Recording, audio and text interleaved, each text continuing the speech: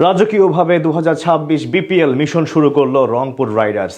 Batting bowling দুই বিভাগেই চট্টগ্রাম রয়্যালসকে ধরাশায়ী করল উত্তরবঙ্গের প্রতিনিধিরা। শুরুতে নাইম শেখ কাঁপন ধরালেও ফাহিম আশরাফের বোলিং তোপে পরে অল্পতেই গুটিয়ে যায় চট্টগ্রাম। এরপর লিটন দাস এবং ডেভিড মালানের ঝোড়ো ব্যাটিংয়ে এক প্রকার উড়েই যায় তারা। বিসিবি টিমের বিপক্ষে রংপুর রাইডার্সের এমন রাজকীয় জয় নিয়ে বাকিটা জানবো রিপোর্টে। কনকনে শীতের আবহে নাইম শেখের ঝড়। সিলেটের লাক্কাতুরায় শুরুটা দারুণ ছিল চট্টগ্রাম রয়্যালসের। ট্রল, সমালোচনা কিংবা অবহেলা সবকিছুর জবাব দিতে শুরু করেছিলেন 1,10,00,000 টাকা দামের এই ক্রিকেটার। তবে সেই ধারা যেমন বেশিক্ষণ ধরে রাখতে পারেননি নাইম, তেমনই রং বদলেছে তার দলের। বিপিএল এর পঞ্চম ম্যাচে আজ টস জিতে আগে বল করার সিদ্ধান্ত নেয় রংপুর রাইডার্স। বিপরীতে নিজেদের দ্বিতীয় ম্যাচে ব্যাটিংয়ে নেমে শুরুতেই বিপাকে পড়ে বন্দরনগরীর ফ্র্যাঞ্চাইজিটি। টুর্নামেন্টে নিজের অভিষেক ম্যাচে মাত্র 1 রান করে নাহিদ রানার 144 কিলোমিটার বেগের বাউন্সারে হার মেনে বিদায় নেন অ্যাডাম রসিংটন। এরপর মির্জা তাহির ব্যাগকে সাথে নিয়ে চালিয়ে খেলতে থাকেন নাইম শেখ। তৃতীয় ওভারে নাহিদ রানার বলে 3-4 এবং 1 ছক্কা হাঁকিয়ে মোট 21 রান আনেন এই ব্যাটার। পরের ওভারে ব্যাকওয়ার্ড পয়েন্ট ও এক্সট্রা কভার দিয়ে আরও 2 বাউন্ডারি হাঁকান তিনি। তবে সেই শুরু বেশিক্ষণ ধরে রাখতে পারেননি নাইম।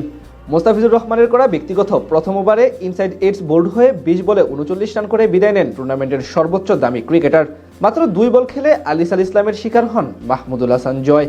পাওয়ার প্লেতে 51 রান জমা পড়ে চট্টগ্রামের স্কোরবোর্ডে। তবে এরপরই ধীরে ধীরে রানের গতি কমতে থাকে ফ্র্যাঞ্চাইজিটির। মাহফিজুল ইসলাম করেন মাত্র 1 রান। 11তম ওভারে বোলিংয়ে এসে জোড়া উইকেট নিয়ে চট্টগ্রামকে পুরোপুরি ধসে দেন ফাহিম আশরাফ। আর 24 বলে 20 রান করা মির্জা তাহির ব্যাগকে আউট করেন মুস্তাফিজুর রহমান। এমন নিয়মিত বিরতিতে উইকেট হারিয়ে শেষ পর্যন্ত 102 রানে অল আউট হয় চট্টগ্রাম রয়্যালস। বল হাতে মাত্র 17 রান খরচ করে 5 উইকেট নেন ফাহিম আশরাফ। জবাব দিতে নেমে নামের মতো শুরুটাও দারুণ ছিল রংপুর রাইডার্সের। ইনিংসের প্রথম বলেই শরীফুল ইসলামকে সুইপার কভার অঞ্চল দিয়ে বাউন্ডারি হাঁকিয়ে শুরু করেন ডেভিড মালান। সে ওভারে আসে 11 রান। পরের ওভারে শেখ মাহাদির উপর চড়াও হন ডেভিড মালান। সে ওভারে আসে 10 রান। এরপর ধীরে সুস্থে ব্যাট চালাতে থাকেন রংপুরের এই 2 ওপেনার। পাওয়ার প্লেতে তাদের স্কোরবোর্ডে জমা পড়ে বিনা উইকেটে 40 রান। ততক্ষণে অবশ্য ম্যাচ থেকে অনেকটাই ছিটকে যায় চট্টগ্রাম রয়্যালস। একে তো ছিল ছোট পুঁজি, তার উপর কোনো উইকেট নিতে না পারা। 2 দিক থেকেই তারা হয়ে পড়ে কোণঠাসা। সপ্তম ওভারে 5 রান দিয়ে যান তানভীর ইসলাম। তবে নবম ওভারে মাহমুদুল হাসান জয়ের উপর চড়াও হন লিটন কুমার দাস এবং ডেভিড মালান। দ্বিতীয় বলে জয়ের করা অফ ব্রেক ডেলিভারি ডিপ কভারের উপর দিয়ে বিশাল ছক্কা হাঁকান ডেভিড মালান। এরপর চতুর্থ বলে স্কোয়ার লেগ অঞ্চল দিয়ে আরও 1 ছক্কা হাঁকান লিটন কুমার দাস। পরের বলে ডিপ মিড উইকেট দিয়ে মারেন 4। আর শেষ বলে ওই একই অঞ্চল দিয়ে হাঁকান 1 বিশাল ছক্কা। তাদের এমন নান্দনিক ব্যাটিংয়ের সামনে অবশ্য আর তেমনভাবে মাথা নাড়া দিয়ে উঠতে পারেনি চট্টগ্রাম রয়্যালস। দারুণ খেলে সহজেই জয়ের বন্দরে পৌঁছে যায় রংপুর রাইডার্স। অর্থাৎ জয় দিয়ে তাদের 2026 বিপিএল শুরু হলো। 1,10,00,000 টাকার নাইম শেখ শুরুতেই বিধ্বংসী ছিলেন সবার উপরে। তবে মুস্তাফিজুর রহমান বোঝালেন কেন তাকে আইপিএলে নেওয়া হয়েছে 12.5 কোটি টাকা দিয়ে। দুর্দান্ত মাস্টার প্ল্যান সাজিয়ে আউট করলেন বিপিএল এর সর্বোচ্চ দামি ব্যাটারকে। তার পাতা ফাঁদ বুঝতেই পারেননি নাইম শেখ। মুস্তাফিজুর রহমানের সেই মাস্টার প্ল্যান নিয়ে বাকিটা জানবো রিপোর্টে। সদ্য আইএল টি-20তে দারুণ পারফরমেন্স করা মুস্তাফিজুর রহমান বিপিএল খেলতে এসে প্রথম ম্যাচেই প্রমাণ করলেন কেন তিনি বিশ্বের সেরা বামহাতি পেসার, কেন তাকে দলে ভেড়াতে ফ্র্যাঞ্চাইজিগুলোর এত আগ্রহ। সর্বশেষ আইএল টি-20তে দুবাই ক্যাপিটালসের জার্সিতে মাত্র 8 ম্যাচ খেলে 15 উইকেট নেওয়ার পর বিপিএল খেলতে আসেন দ্য ফিজ। রংপুর রাইডার্সের জার্সিতে মাঠে নামেন মুস্তাফিজুর রহমান। চট্টগ্রাম রয়্যালসের বিপক্ষে প্রথম ম্যাচ দিয়ে এবারের আসর শুরু করে লিটন চৌহানরা। আর সেখানে বল হাতে নিজের ভেলকি দেখান মুস্তাফিজুর রহমান। নাইম শেখকে আউট করেন দারুণ বুদ্ধিমত্তা কাজে লাগিয়ে। প্রথম ম্যাচে নবাগত নোয়াখালী এক্সপ্রেসকে হারিয়ে বেশ আত্মবিশ্বাসী নিয়ে নিজেদের দ্বিতীয় ম্যাচ খেলতে নামে বন্দরনগরীর প্রতিনিধি চট্টগ্রাম রয়্যালস। প্রথম ওভারে ইংলিশ ওপেনার অ্যাডাম রসিংটনের উইকেট হারালেও বেশ আগ্রাসীভাবে ব্যাট চালাতে থাকেন নিলামে সর্বোচ্চ দাম পাওয়া নাইম শেখ। ইনিংসের তৃতীয় ওভারে নাহিদ রানাকে 3টি বাউন্ডারি এবং 1টি ওভার বাউন্ডারি হাঁকিয়ে 21 রান নিয়ে চট্টগ্রামকে বড় সংগ্রহের ইঙ্গিত দিচ্ছিলেন এই বামহাতি ব্যাটার। তবে অধিনায়ক সোহান জানতেন কখন দ্য ফিজ নামক ব্রাহ্মস্ত্রকে ব্যবহার করতে হবে। হলো তাই। পঞ্চম ওভারে বল হাতে আসেন দুনিয়া কাঁপানো বামহাতি পেসার মুস্তাফিজুর রহমান। 16 বলে 35 রান করা নাইম শেখ তখনও বেশ আত্মবিশ্বাসের সঙ্গে ব্যাটিং চালিয়ে যাচ্ছিলেন। তবে সেই আত্মবিশ্বাসে জল ঢেলে দেন দেশসেরা এই পেসার। ওভারের পঞ্চম বলটি মুস্তাফিজুর রহমান শর্ট অফ লেন্থের অফ কাটা ডেলিভারিতে পরাস্ত করে ফেলেন চট্টগ্রামের সবচেয়ে দামি ব্যাটারকে।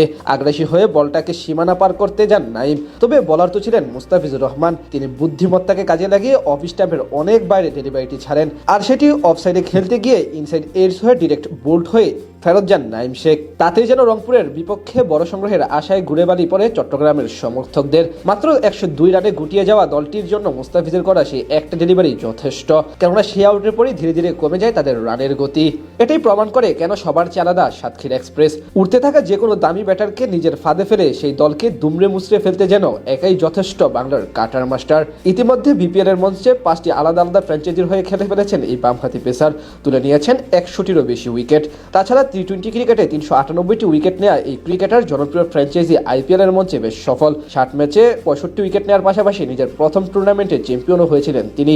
সেই ধারাবাহিকতায় আসন্ন টুর্নামেন্টে তাকে নিয়ে বেশ কারাকারি হয়েছিল আইপিএল নিলাম টেবিলে। শেষ পর্যন্ত 12.5 কোটি টাকায় তাকে দলে ভেড়ায় আইপিএল ইতিহাসের অন্যতম সফল দল কলকাতা নাইট রাইডার্স। বিপিএল এর প্রথম ম্যাচে নিজের অনন্যতার স্বাক্ষর দিয়ে টুর্নামেন্ট শুরু করেন দ্য ফিস। 3 ওভারে 19 রান দিয়ে 2 উইকেট নিয়ে যে অবদান রেখেছেন মিস্টার কাটার মাস্টার, তাতেই যেন রাইডার্সের জয় অনেকটা নিশ্চিত হয়ে গিয়েছিল।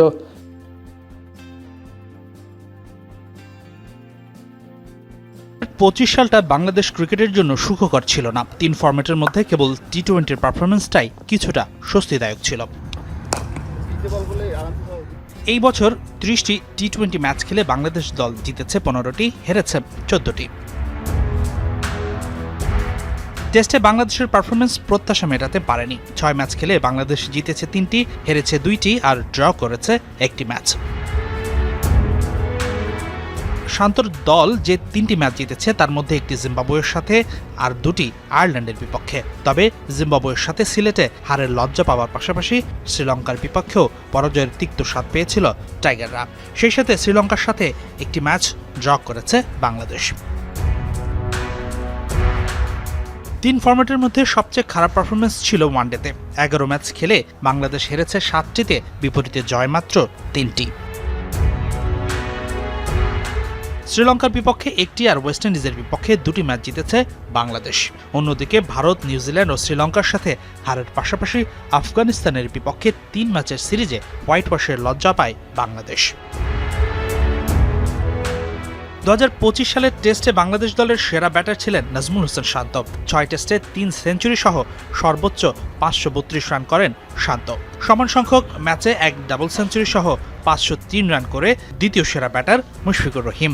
6 ম্যাচে তৃতীয় সর্বোচ্চ 477 রান করেছেন ওপেনার সাদমান। টেস্টে বাংলাদেশের সেরা বোলার তাইজুল ইসলাম। 6 ম্যাচে 33 উইকেট নিয়েছেন এই স্পিনার। পরের 2 স্থানে 20 উইকেট নেয়া মিরাজ আর 12 উইকেট নেয়া হাসান মুরাদ। ওয়ানডেতে বাংলাদেশ দলের সেরা ব্যাটার ছিলেন তাওহিদ হৃদয়। 11 ম্যাচে 1 সেঞ্চুরি সহ 388 রান করেছেন এই ব্যাটার। সেরা 3 রান সংগ্রাহকের পরের 2 স্থানে আছেন জাকির আলী ও নাজমুল হোসেন শান্ত। 50 ওভারের ফরম্যাটে 7 ম্যাচে সর্বোচ্চ 17 উইকেট নিয়েছেন রিশাদ হোসেন। স্পিনার তানভীর 9 ম্যাচে 16 উইকেট নিয়েছেন আর 11 উইকেট নিয়ে তৃতীয় সেরা মেহেদী হাসান মিরাজ।